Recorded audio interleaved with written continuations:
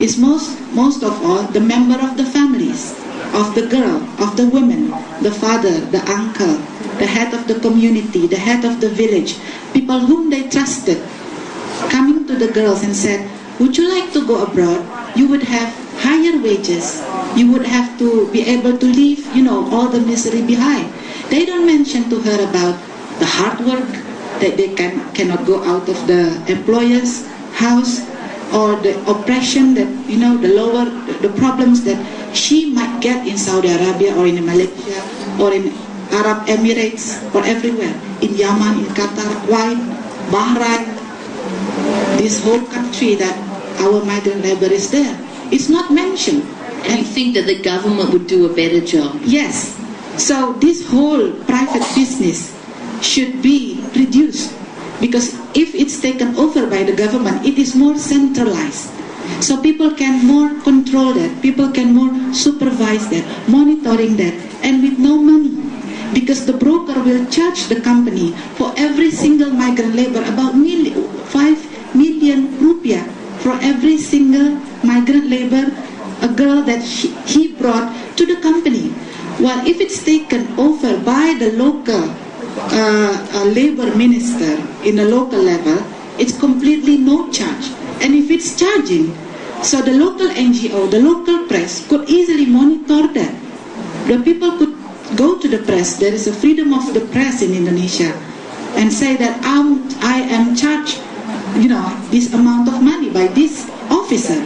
So this can be more transparent and can be more monitored. I'm not saying that officers did not abuse power. I'm not saying that. But if it's centralized by the local government, by the local labor minister, the recruitment process, it would reduce the cost structure. It would reduce the amount of money that the family of the migrant have to pay, so that they ended up being in debt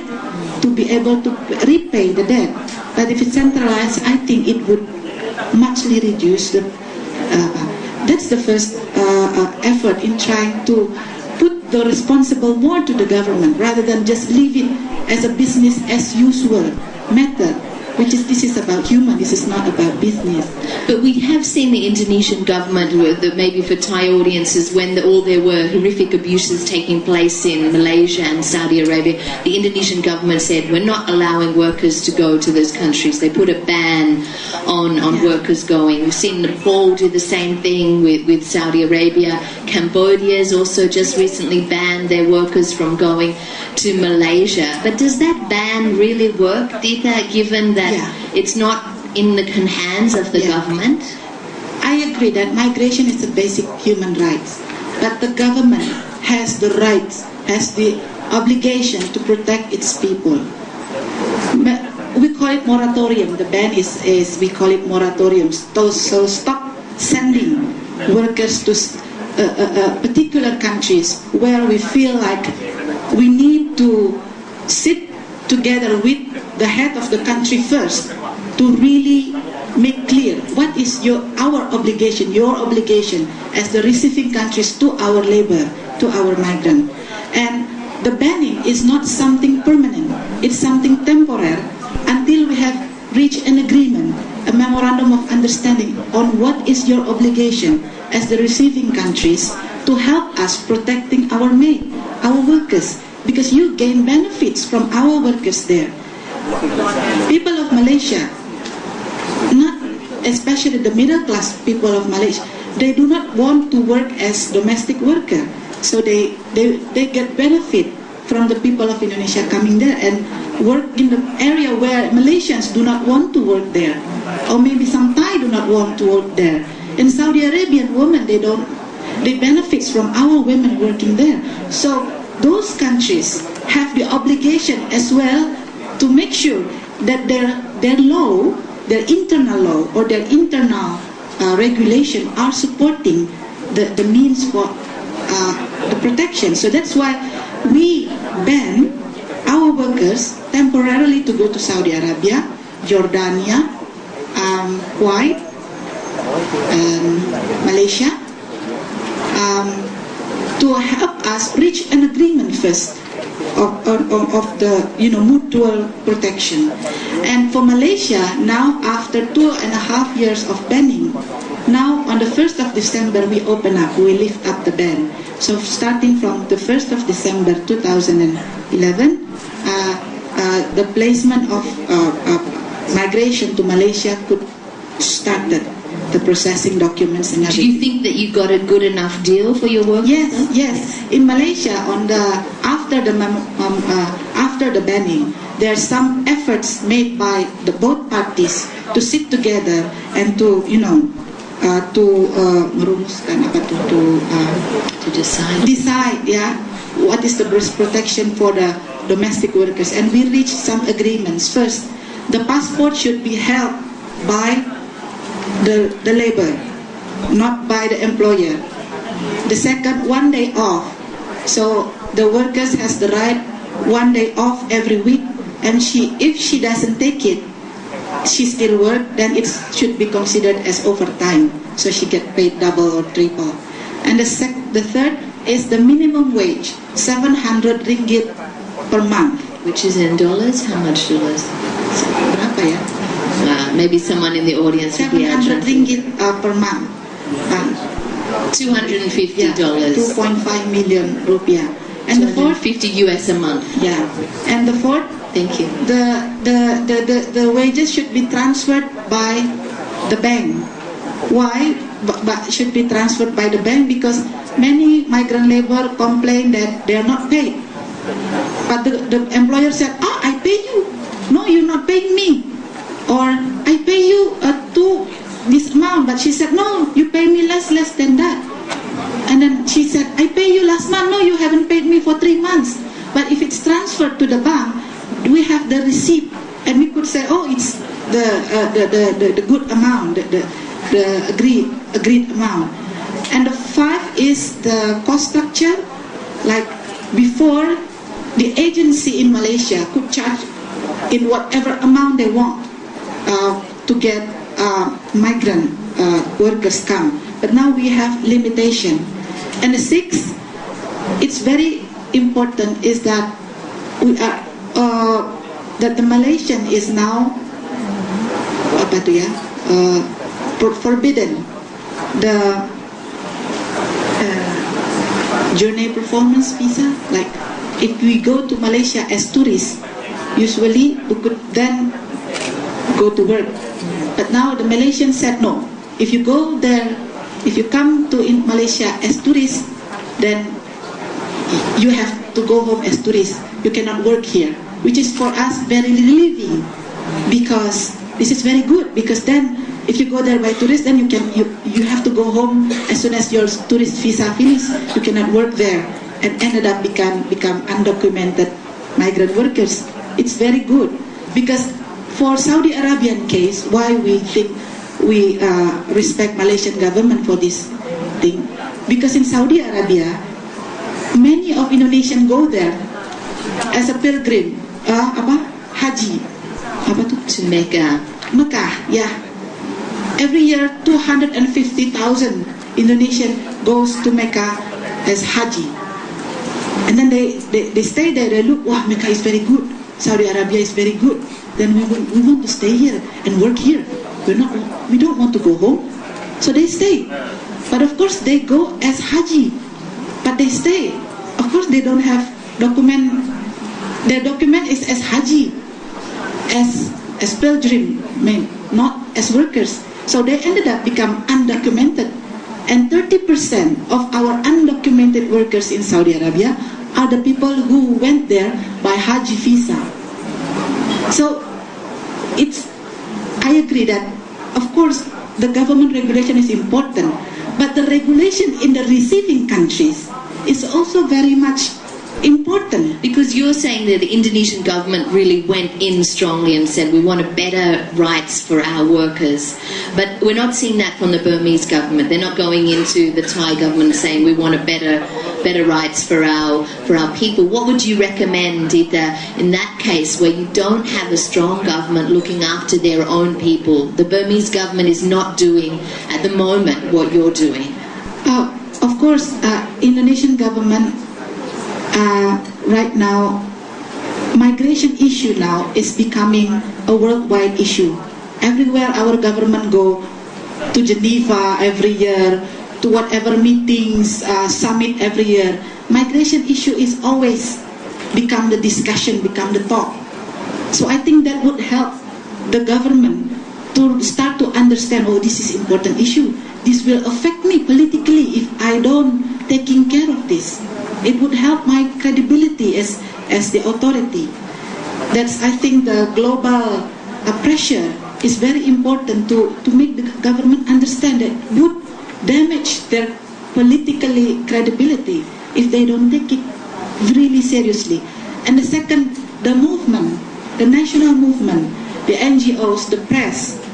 is also very important in keep on campaigning, keep on giving, the government understanding, and even pressure, so that we could come to the conclusion that this is not about commodity, this is about national assets. So I think that's why I said that many parties should start to leave the old mindset that seeing these things as merely private business and leave it to the private to taking care of this. While not many countries also implement this, like in Saudi Arabia, informal sector in Saudi Arabia is not regulated in any kind of regulation, and so informal sector and domestic sector are regulated by the private. The government has nothing to do with informal sector. So we have to deal with the private, not with the government, which is quite difficult for us. I'm not attacking, the national law of Saudi Arabia. We could disagree or we could agree with them. We should respect also their national law. But some countries' law are creating the circumstances which is also not,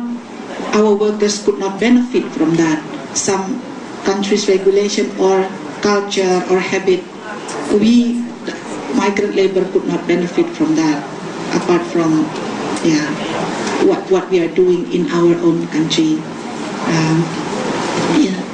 And Jana, can I ask you there, then we are seeing some small political changes taking place inside Burma. Aung San Suu Kyi's parties just agreed to take part in elections. There's the small democratic change. Do you think that will have an impact on the migrant labour situation if we do get a more democratic government inside Burma?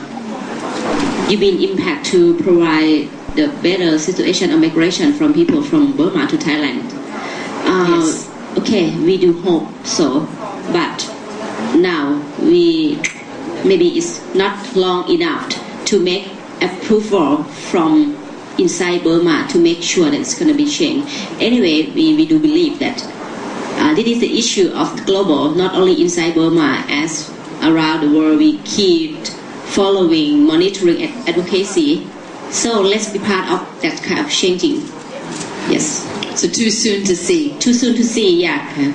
Right. Before we open up the floor to questions, I'd like to just ask my colleague from FM Roy to do a quick summary of what has been said in Thai for listeners on FM Roy, also here in the forum who perhaps missed some of the points. So Mrs.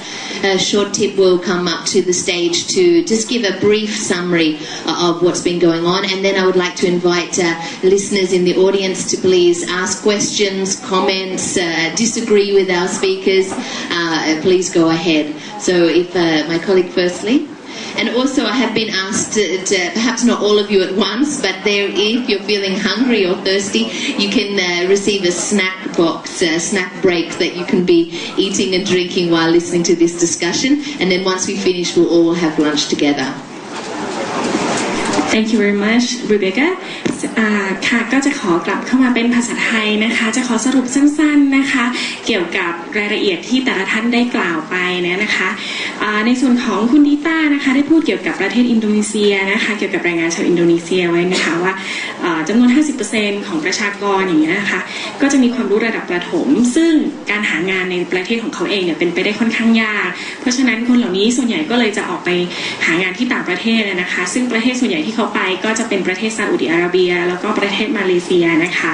ซึ่งที่นั่นเนี่ยด้วยความที่ถ้าเกิดว่ามีรายได้แค่ระดับประถมศึกษาเนี่ยแต่เขาก็จะได้งานที่ดีกว่าการที่ทำงานในประเทศของตัวเองนะคะซึ่งสาเหตุที่นำมาซึ่งปัญหาเหล่านี้ที่เขาต้องออกไปหางานต่างประเทศเนี่ยก็จะมาจากปัญหาการเมืองภายในประเทศนะคะแล้วเขาก็แนะนำว่าควรจะมีการเปลี่ยนทัศนคตินะคะแล้วก็ความคิดเกี่ยวกับซึ่งควรจะได้ทางรัฐซึ่งเป็นภาครัฐเนี่ยเข้ามาช่วยในเรื่องของการสนับสนุนให้งานต่างๆเนี่ยเป็นไปในลักษณะของดึงเข้ามาเป็น Public เป็นงานของฝ่ายรัฐซึ่งจะลดในส่วนของงานเอกชนลงไปเพื่อที่จะได้เป็น centralized คือมีการควบคุมได้มากขึ้นแล้วก็สามารถจ่ายงานได้อย่างเท่าเทียมกันมากขึ้นนะคะ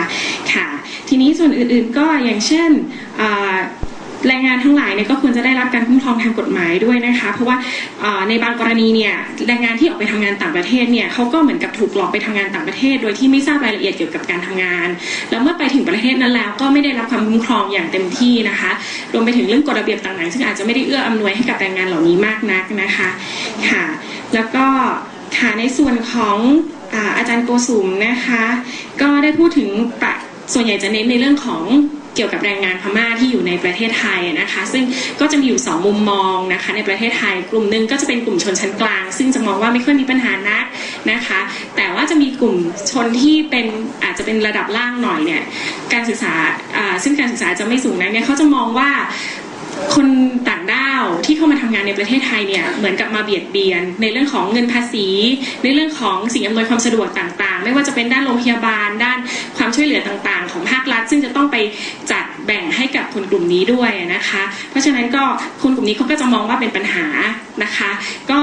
ซึ่งทางอาจารย์ก็แนะนำว่ามันก็ควรจะต้องมีการเปลี่ยนในเรื่องของทัศนคตินะคะแล้วก็